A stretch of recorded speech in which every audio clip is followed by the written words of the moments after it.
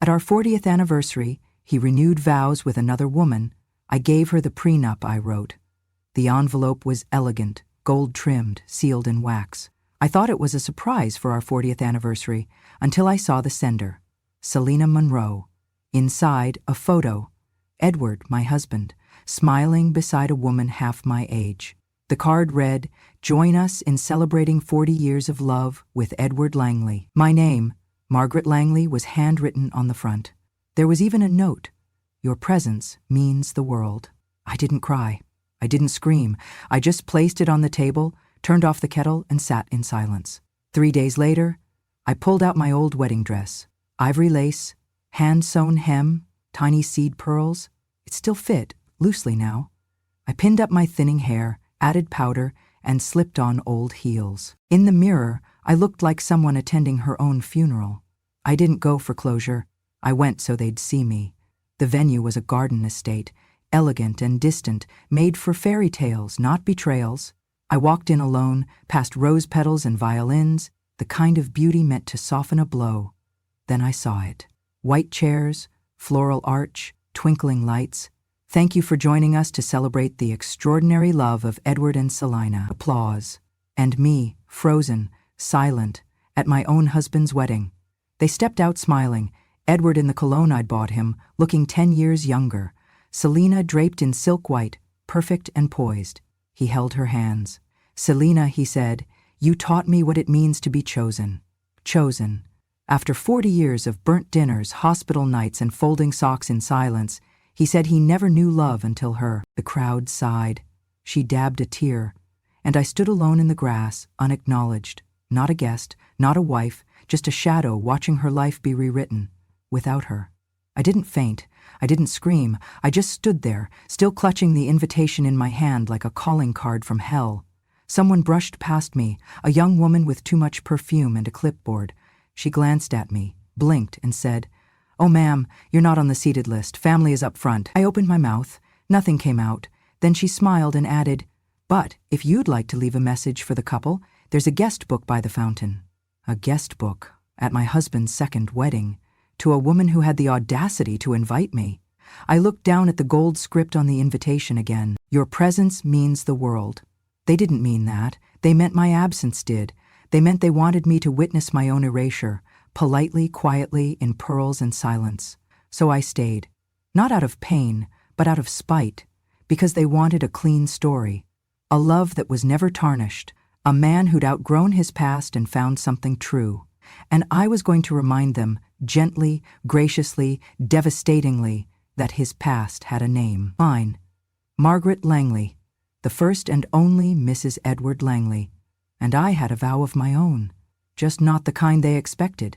They sat me at the table closest to the kitchen, next to a utility door that swung open every 2 minutes, with the smell of garlic butter and clanging dishes. My name wasn't on the place card. It said Guest 17 in thin script. No last name, no title. A woman I didn't recognize, with too much blush and a laugh that grated like cutlery on glass, leaned over and said, "Are you with the Monroe side or Edwards?" She didn't wait for my answer before turning away. The table was full of people who didn't know me. Strangers sipping champagne, talking about a love story they'd only heard one side of. Not one of them looked over when I sat down, not even my own children. Daniel arrived first, my son. He wore a tailored navy suit that looked like it cost more than my first car. He didn't see me at first, or maybe he did and pretended otherwise. When he finally made eye contact, it was quick, blank. He gave a tight smile, one of those corporate nods people use at networking events. Then came Anna, my daughter. She looked stunning. Recently red silk dress, perfect makeup, earrings that sparkled like her father's promises. She walked in on the arm of a man I didn't know. She passed my table, slowed for half a second, and leaned toward Daniel. "She came?" she whispered, not quite quiet enough. Daniel shrugged. "Don't look, maybe she'll leave." Then Anna laughed. And then, quietly, like a dagger hidden in silk, she muttered, "She looks disgusting. Why would she show up like that?" I turned my head, pretended I didn't hear, stared at the centerpiece, a bouquet of lilies and roses I would have loved 20 years ago. I could feel my hands trembling in my lap. The dress I wore, my wedding dress, once white, now yellowing at the seams, suddenly felt like a costume, like a relic no one wanted to remember. I had raised them, cooked for them, stayed up all night when they had fevers, fought bullies, broke hearts. I missed my own mother's funeral because Anna had appendicitis. I pawned my engagement ring once to pay for Daniel's first semester books when he forgot to apply for aid. But tonight, I was the stain in their story. Up front, the music swelled again. The MC returned to the microphone, a polished smile plastered on his face. And now, friends, he beamed, we reach the most heartfelt moment of the evening. Edward and Selena, two souls who've traveled life's path with depth and grace, are ready to exchange tokens of that journey. Rings symbolizing not just commitment, but rediscovery. I could hear Edward's laugh from across the garden, that same deep, charismatic chuckle he used when charming someone new. Before the rings are exchanged, the MC continued, we'd like to invite a very special young man to join us. The bridge between past and future. Selena's son, Nathan. There was polite applause, and then silence as a man walked onto the stage. He looked to be around 30, tall, broad-shouldered, hair thick and dark, just like Edward's used to be before it went gray. But his smile... No, that smile didn't belong to Edward. That smile belonged to someone else entirely, someone I hadn't thought of in years. James, Edward's younger brother.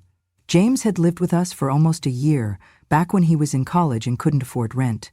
He'd sleep on our couch, help with the kids, and wash dishes when I cooked too much. He was charming, loud, always chasing something. I never liked the way he looked at me, or at other women. He had no boundaries. Edward said I was being dramatic. One night, I caught Selena sneaking out the back door while James was in the shower. That was 29 years ago. Back then, she was just a friend from work. And now, here she was, being handed a ring by a man who looked exactly like James in his youth. I felt my stomach twist, a slow, deep curl of nausea that crept from the base of my spine to the edge of my throat. Kalina took the ring, kissed her son on the cheek. Edward smiled beside her, clueless or pretending to be. Maybe he'd never done the math, or maybe he didn't care. Nathan stood there, proud. He didn't acknowledge me, didn't glance my way. Why would he? I was just the woman who raised the real family while Edward started a new one behind my back. Then came the final blow. Edward turned to Selena, held her hands, and spoke into the microphone. Selena, for years I wandered, lost in routine, in duty, in what was expected of me. I didn't know what I was missing until you came along. You woke me up, made me feel seen, alive, like I mattered again. The crowd sighed. Selena wiped her cheek dramatically. You are my soulmate, my real companion, the one who didn't just stand beside me, but inspired me to become who I was always meant to be. The MC nodded solemnly. A beautiful tribute to true love found. I stared at Edward, at the man who used to fall asleep with his head in my lap after long days, the man I nursed through pneumonia, through layoffs, through bankruptcy, the man who used to whisper, "Don't leave me, Maggie, I'd be lost without you." And now I was the map he'd burned so he could explore elsewhere. I stood slowly. No one noticed. I walked past the tables, past the champagne flutes and the dessert trays, past the twinkling lights and carefully rehearsed lies. As I reached the exit, I paused just long enough to look back. Edward and Selina were dancing now, swaying under fairy lights, locked in a pose that looked like permanence. But I knew better, because I knew where the cracks were buried, and I still had the original blueprint. They thought this was the beginning, but it was just the second act, and I was no longer an extra in their play. I wasn't always like this.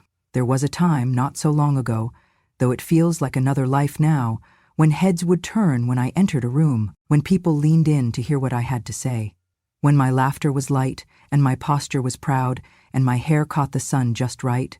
I was the kind of beautiful that didn't need explanation, not flashy, not loud, just present, unapologetically alive.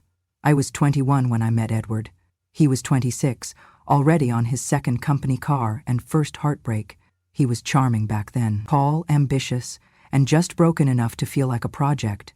I mistook the cracks in him for places I could pour my love into. He said I looked like someone out of a painting. that I was the kind of woman men write songs about and spend decades regretting losing. I believed him. I fell fast.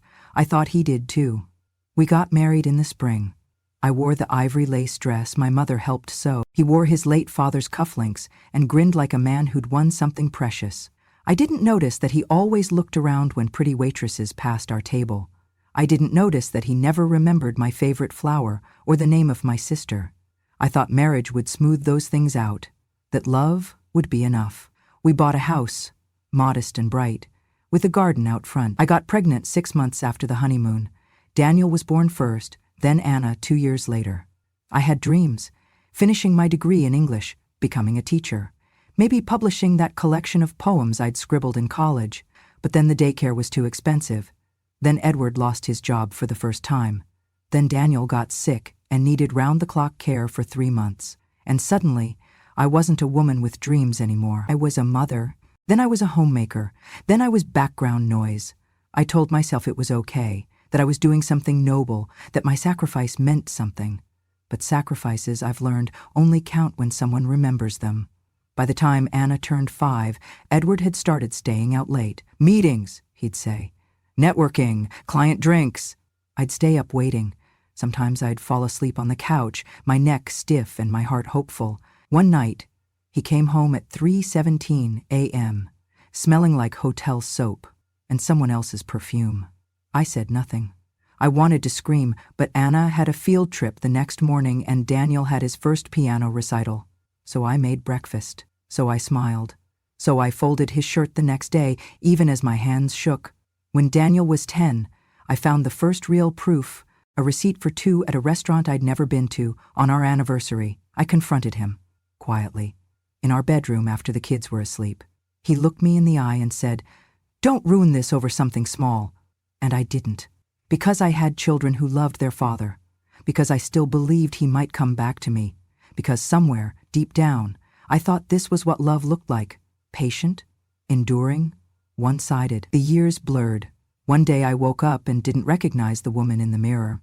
My once bright hair was streaked with gray and tied in a permanent knot. My hands, once soft and ink-stained from poems, were red from dishwater and cracked from winters without gloves. My posture was curved not by age, but by years of leaning down to clean, to comfort, to carry. I looked tired even when I slept. I looked quiet even when I spoke. I looked invisible even to myself. But Daniel always had clean clothes, and Anna never missed a birthday party. And Edward always had dinner hot on the table, even when he came home 2 hours late. I called that love. I remember the day Anna told me I was embarrassing. She was 15. We were at the mall, and I had worn one of Edward's old sweaters over my dress because the air conditioning was too cold. I had tried to fix my hair in the car mirror, but didn't have time to redo my makeup. She looked at me, then looked around and whispered, "Can you walk behind me?" I said nothing, just nodded. That night, I went to bed early. Edward came in past midnight, drunk and laughing into his phone. I stared at the ceiling and thought, this is how women vanish. Not all at once. Just one insult, one silence, one missed hug at a time. I used to be radiant, but light can't shine forever when no one looks at it. They say I let myself go, but I didn't let go. I was pushed. I was worn down. I was used by children who only remembered the mother who packed lunches, not the woman who loved books and Bach and red lipstick, by a husband who only saw me as something to lean on until he found something younger, shinier, easier. Every wrinkle on my face has a name. Every sag in my skin is a price I paid. And yet, when they saw me at that wedding, in that old dress, with my back a little curved and my shoes a little scuffed, they saw shame. They didn't see the war I'd fought. They didn't see the fortress I had been. They didn't see that I had burned so bright for them that there was barely anything left of me. Until now. Because now, I'm tired of being a ghost in my own life. Now, I remember who I was. And if they think I'm done, then they've forgotten who built the house they're standing in. And what happens when the woman who laid the foundation decides she's done being quiet? I left the party before the cake was served. No one stopped me. Not Edward, not Selena, not even my children. I walked past the valet, who didn't recognize me from earlier. I waved him off and found my own keys in my handbag. The drive home was quiet. No music, no tears. Just the sound of rubber on pavement and the dull thump of my heart against my ribs. I wasn't sad. I was steady, like a pendulum that had finally stopped swinging. When I got home, I didn't take off my dress. I didn't wipe off the powder from my cheeks or untie the bun in my hair. I went straight to the bedroom and dropped to my knees in front of the old walnut dresser. The second drawer stuck, just like always. I bumped it with my hip. It groaned open. Beneath the folded sheets and a box of expired Christmas cards, there was the little black key. I hadn't touched it in almost 4 decades. I stood up, walked to the closet, pulled away the coats, and reached behind the sewing box. There, behind a stack of tax returns and birth certificates, was the fireproof safe. I unlocked it. The hinges moaned. And there it was, just as I remembered. A manila folder with a single label in my handwriting. Prenup draft, 1985. I had written it the year Anna was born. Edward had just started his second business, and I was still working part-time as a paralegal. I had asked one of the lawyers I trusted to walk me through the language. Just in case, I told him. Just in case things didn't work out one day. He'd smiled kindly, maybe even pityingly. No one thought I'd need it. And I never showed it to Edward. Because I was afraid. Afraid he'd see it as a betrayal, as a lack of faith, as a threat. I was afraid he'd walk away. I had just had a baby. I didn't want to start over. I didn't want to lose him. Not then. So I tucked the folder away, and I kept choosing him, even as he stopped choosing me. But tonight, the fear was gone. Fear lives in the hope of still being wanted. I no longer hoped. I sat at the kitchen table with a cup of weak tea and turned on the lamp. The folder was yellowed at the edges. Inside were 6 pages, typed on my old Smith Corona typewriter. Ink faded but legible. I read every line slowly, like I was seeing them for the first time. Page 3. In the event of dissolution of marriage, all jointly acquired property shall be divided equitably, but the primary residence, if purchased prior to marriage or maintained solely by one party, shall revert to that individual. That house was mine. It had always been mine. Bought with money from my inheritance after my mother died, paid off with overtime shifts in grocery coupons and 1,000 quiet sacrifices. And now I would protect it. Not with pleading, not with tears, but with ink. I opened my laptop and rewrote the entire document, line by line, clause by clause. This time, no hesitation, no compromise. I added new sections. I removed the word equitably. I replaced it with solely, undisputedly, non-negotiable. I included a detailed appendix of all property and liquid assets. I attached the deed to the house, the vehicle titles, the savings account I'd built quietly in my name over the past 5 years, bit by bit, from birthday money, leftover grocery cash, and the side sewing jobs I did while Edward was networking. I wrote a cover page. Edward, this is the contract I should have asked you to sign 40 years ago. You built a future without me. I'm simply making sure you don't take mine with you. Best, Margaret. The next morning, I dressed simply. Slacks, cardigan, flats, hair pulled back, no makeup. I didn't need to be pretty anymore. I needed to be clear. At 10:30 a.m. I walked into a law office I hadn't visited since 1992. They still had my name in the system. The receptionist blinked at me when I handed her the folder. I'd like to notarize this, I said calmly, and I'd like to speak to someone about a rapid divorce filing. Within 30 minutes, I was seated across from a woman named Lynn, early 40s, firm handshake, sharp eyes. She listened without interrupting as I explained the situation. When I was finished, she asked, "Do you want to fight for spousal support?" I shook my head. "I want my house, my savings, my name. He can have the rest of his story." She nodded. I slid the signed prenup across the table. "This was written in 1985, I said, "but I never signed it. I was afraid he'd leave." Lynn read the first page, then looked up at me. "And now?" I smiled. "Now, there's nothing left to lose." That night, I lit a candle in the living room. Not for peace, not for memory, but for marking the moment. Because this wasn't the beginning of a breakdown, it was the beginning of my rebuild. I had loved Edward. I had loved my children. I had loved this life we built, even when it drained me. But now, love was not enough. Now, I needed boundaries. Now, I needed walls he could no longer walk through, and rules his charm could no longer bend. He had chosen another woman, so I chose myself. And for the first time in 40 years, I signed my name, and meant it. I didn't shout, I didn't argue, I didn't beg. I wrote a letter, I signed a contract, I sealed an envelope, and I gave them the only wedding gift I thought appropriate: truth. Not the sugary kind that hides behind polite smiles and social graces, not the filtered kind people sprinkle into toasts and speeches. No, this was truth, with sharp corners and clean cuts. Truth with legal weight. Truth they couldn't throw away. 3 days after the ceremony, after the champagne flutes were cleared, after the last filtered photo was posted with hashtags like "Forever Begins" and "Finally Found You," they hosted a private dinner at a local French bistro. It was invitation only, which, of course, I received. This one came from Edward himself, handwritten in silver pen. "No hard feelings, Maggie. I'd love for you to see that we're doing this with love and respect. Love and respect." He used those words like old coins, worn smooth by overuse, worthless in real life.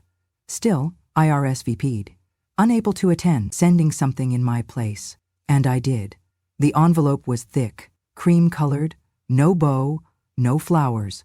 Inside were 3 items: the notarized prenup, with all 6 pages initialed and signed, me on every line; a divorce petition, formally filed and time-stamped; an addendum summary of assets, clearly outlining what belonged to whom: house, car, joint accounts, investments, retirement; and a final line: all assets listed are legally documented as the sole property of Margaret Langley.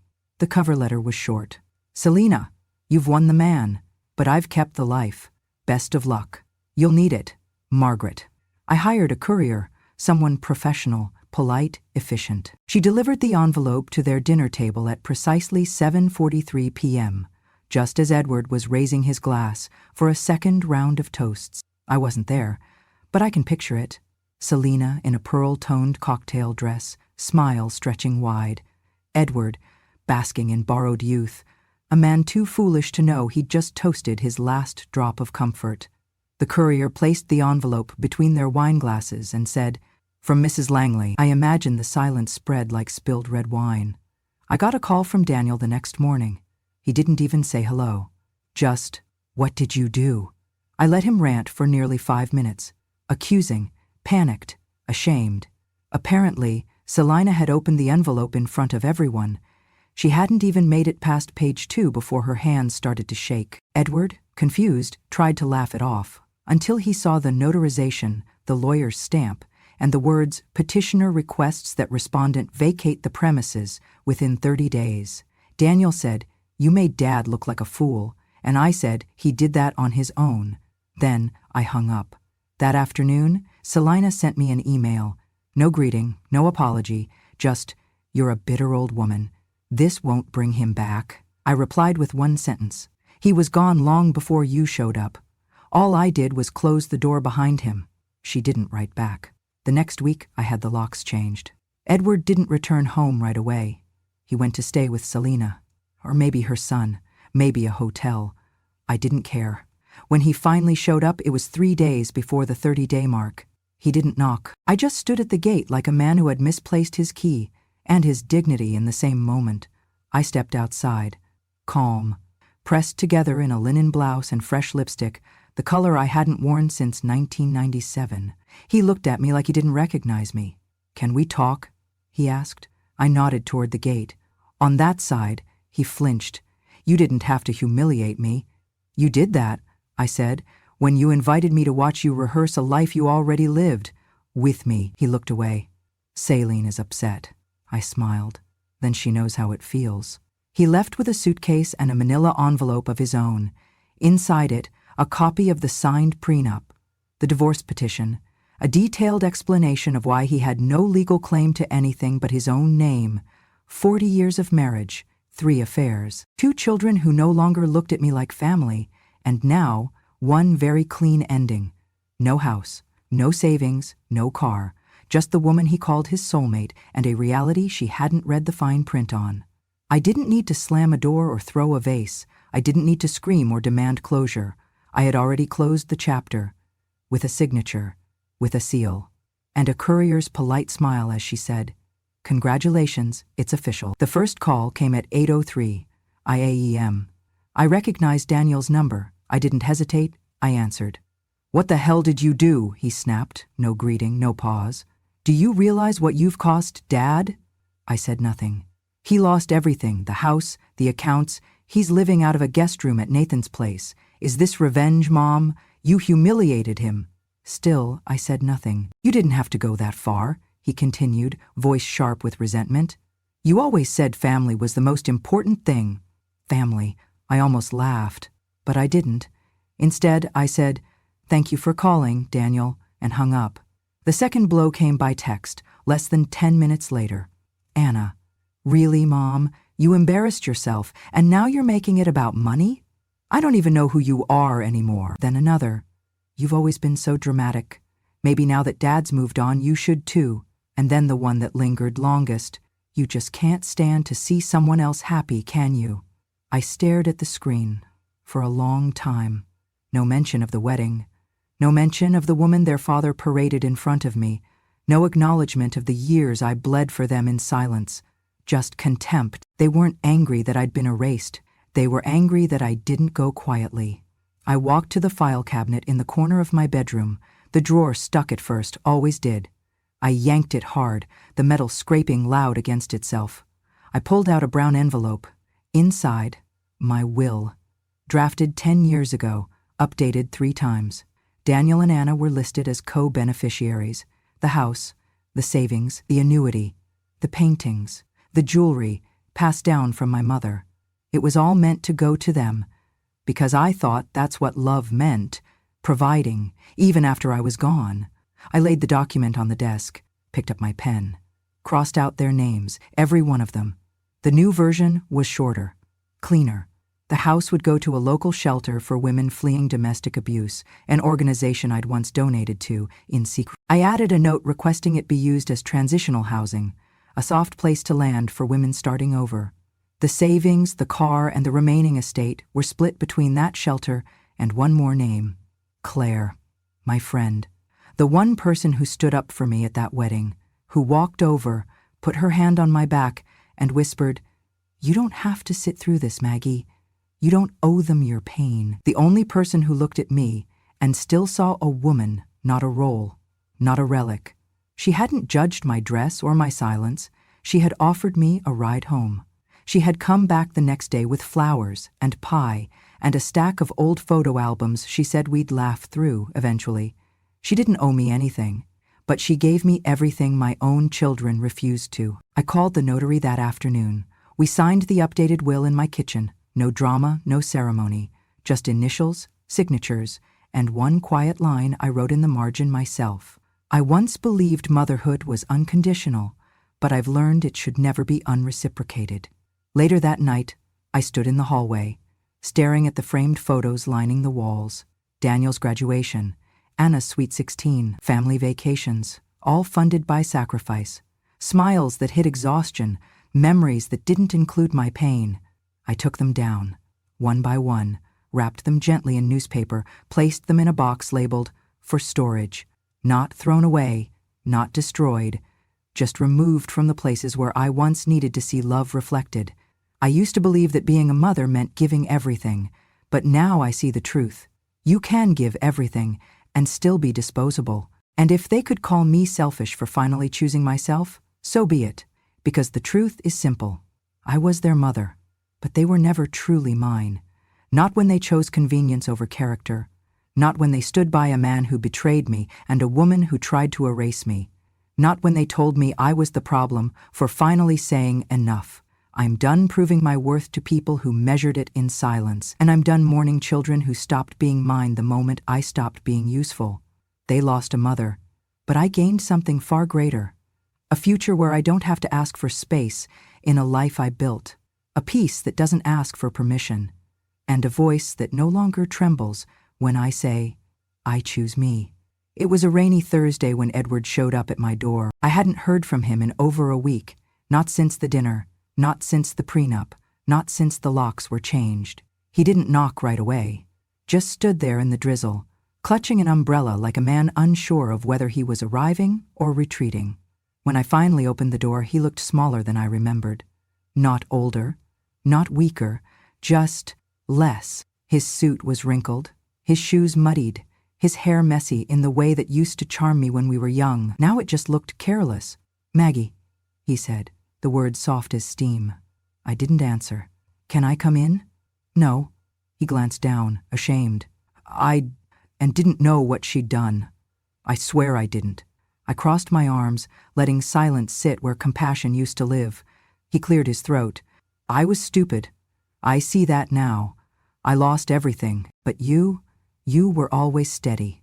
Always. You." Still I said nothing, because what do you say to a man who tried to replace you before you were even gone? He reached into his coat and pulled out a folded piece of paper. It was damp at the corners, smudged. I had the test done." I didn't move. He handed it to me like a child passing forward a note in class. I didn't even have to unfold it. I knew what it said. 2 weeks earlier, a letter had arrived at my lawyer's office. Anonymous. Inside were 2 items, a tip and a hair. Nathan's hair. The note was short. "He's not who you think he is. Ask for a DNA test." From Edward's side and James's. James, Edward's younger brother. The one who once slept on our couch.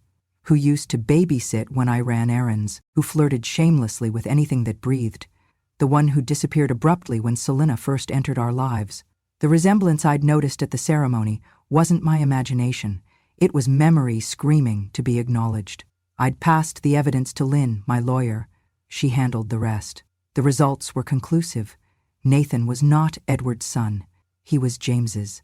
Selina's child had never been Edward's legacy. He had been James's mistake, or Selena's strategy, or both. Edward shifted on the porch. The rain had begun to soak through his coat, dripping from the edges of his sleeves. "I didn't know," he whispered again. "I didn't know she'd been with James. Not then." I raised my eyes slowly, deliberately, until I met his. He flinched. For once, he didn't have the upper hand. Not with charm. Not with nostalgia. Not with shared history. I stepped forward. "Do you remember the night I found the receipt?" I asked, voice low. He blinked. "What receipt?" "The one from 1994. 2 entrees, champagne, a hotel room. You said it was for a client." His face twitched. "That was business." "No," I said, sharper now. "That was Selina." He opened his mouth, closed it, opened it again. I kept going. "You started something with her nearly 30 years ago. You left crumbs everywhere. But I stayed. For the kids. For the house. For the version of you I thought still existed." He shook his head. "It wasn't like that." "It always was." I stepped back, placing the DNA test gently on the side table just inside the door. "You replaced me while I was still breathing," I said, "and then tried to parade my corpse past a crowd like I'd died quietly and gracefully." He said nothing. Only the rain filled the silence now. "And now," I added, "you know how it feels." He furrowed his brow. "To be replaced," I said. "To look at someone and realize you never mattered as much as you thought you did." He staggered back like I'd struck him. "Maggie, please." "No." I didn't raise my voice. I didn't need to. "This isn't forgiveness," I said. "This isn't closure. This is clarity." I let the next words fall slowly, one by one. "I loved you more than you deserved, and I buried myself for your comfort, but I'm not your widow. I'm your lesson." He left without another word. Didn't even take the umbrella. Just walked into the storm, shoulders hunched, a man undone, not by anger, but by being seen for the first time. That night, I lit a single candle in the kitchen. Not for him, for me. Not for grief, for survival. Not for what was lost, but for what I had refused to lose any longer. Myself. I poured a glass of wine, sat by the window, and watched the rain wash away whatever was left of the man I once called home. Because now, I didn't need his name. I had reclaimed my own. And that was the final vow. The divorce was finalized on a Tuesday morning. It took just under 7 minutes. The judge barely looked up from the papers. Edward didn't show up. His lawyer handled it all on his behalf. There were no arguments, no final pleas, No attempts to reconcile, just signatures, initials, and silence. The kind of silence that felt not empty, but complete. I stepped out of the courthouse with the decree in my hand and sunlight warming my shoulders. The air felt clearer than it had in years, like someone had finally opened a window in a house that had been suffocating for decades. Outside, Claire was waiting in her little blue hatchback, engine running, sunglasses perched atop her head like a crown she'd never bothered to polish. She rolled down the window and grinned. "So, are we officially done with that bastard?" I held up the document like a trophy, that free and legally fabulous. She whooped and leaned across the passenger seat to push open the door. "Then get in. We've got plane tickets and no curfews." The house was empty when we returned. Edward and Selina had left the day before. I'd given them a deadline and stuck to it. No exceptions, no delays. My lawyer had arranged everything, clean break, no contact. They didn't even leave a note. Fine by me. The bedroom was stripped bare. No photographs, no cufflinks, no scent of his aftershave lingering on the pillow. Just the quiet echo of something that used to feel like love, and now felt like relief. In the garage, the extra key to his Jaguar was still hanging on its hook, but the car? Gone. Let them have it. They'd need something to drive away from the wreckage. Claire and I packed light. We didn't need much. A few dresses, a pair of walking shoes, a scarf or two for the wind, and my camera. Dusty, but faithful. The one Edward gave me for our 20th anniversary, and then promptly forgot about. He never asked to see the photos I took, but now someone would. We flew to Tuscany first, rented a small villa on the edge of a vineyard. Every morning, we sipped cappuccinos on a terrace overlooking olive trees. Every afternoon, we wandered cobblestone streets and bought things we didn't need: postcards, painted bowls, bottles of perfume we opened just to inhale like memory. At night, we drank wine, real wine, the kind that made your teeth red and your heart soft. Claire would toast something new each time, to freedom, to good shoes, to old music, to fresh starts. And I'd raise my glass, not because I needed to celebrate, but because, for the first time in decades, I had something to toast that wasn't someone else's achievement. We danced in Barcelona. We wrote poems in Paris. We got matching scarves in Marrakesh and laughed ourselves breathless, haggling over candlesticks we didn't need. In Japan, a stranger took our photo under cherry blossoms. When I looked at the picture later, I almost didn't recognize myself. The woman in the frame was standing tall, shoulders back, hair swept with wind, eyes open, not wide with fear, but wide with the wonder of still being here. We didn't talk about Edward much. Sometimes his name would come up when we passed a restaurant I used to dream of trying, or when I saw a suit that looked like one I once pressed for him before a job interview, or when a song played that he used to hum back when he was still mine. But mostly he was just gone. Not a ghost, not even a scar, just absence. And that, somehow, was more peaceful than pain. One night in Greece, after too many glasses of red, Claire looked at me across the candlelit table and said, "You know, I always admired you." I raised an eyebrow. For what? Staying too long? For giving too much? She shook her head. For surviving it without becoming bitter. I thought about that for a moment. Let the weight of it settle in. "I didn't survive it because I was strong," I said. "I survived because I was too tired to keep dying slowly." Then I laughed. Then we both did. Because it was true. By the end of the 3rd month, I had more stamps in my passport than I'd ever imagined. More freckles, more laughs, more breath. I looked in mirrors and no longer searched for youth. I searched for presence, and I found it. Everywhere. When I got home, the house was just as I'd left it, but it didn't feel like the same place. It felt like mine. Every wall had been scrubbed clean of their presence. Every room breathed differently. The silence wasn't heavy. It was honest. I unpacked slowly, hung up the dresses. I printed a few photos and taped them to the fridge. Not framed, not perfect, just there, just real. And then I poured a cup of tea, stepped out onto the porch, and watched the sun melt across the horizon. I didn't feel victorious. I didn't feel vindicated. I just felt free. The next morning, a letter arrived. From Daniel. No apology, just a line that read, "I still don't understand why you had to ruin everything." I folded the paper once, then again. then dropped it in the recycling bin. Because here's the truth. I didn't ruin anything. I just stopped pretending. I used to think the worst thing a woman could be was forgotten. Now I know it's worse to forget yourself. And I had. For so long. But now I remembered. What I loved, what I wanted, what I deserved. And it had never been scraps from a man's pocket or praise from a child who only called when he needed something. It had been this, a seat at my own table, a story I didn't have to whisper, a name I didn't need anyone to pronounce for me. No, I didn't win. I just stopped losing. That was enough. Betrayal is never silent. It lingers in missing names, forgotten glances, empty chairs. But the woman they pushed aside, she held the ending. They thought my silence meant surrender. It meant I was watching, waiting. And when I finally spoke, it wasn't revenge. It was truth, signed, delivered, unapologetic. If you've ever been erased, overlooked, or used, subscribe to Grandma True Stories. Because the quiet ones, we're never really gone. We're just getting ready.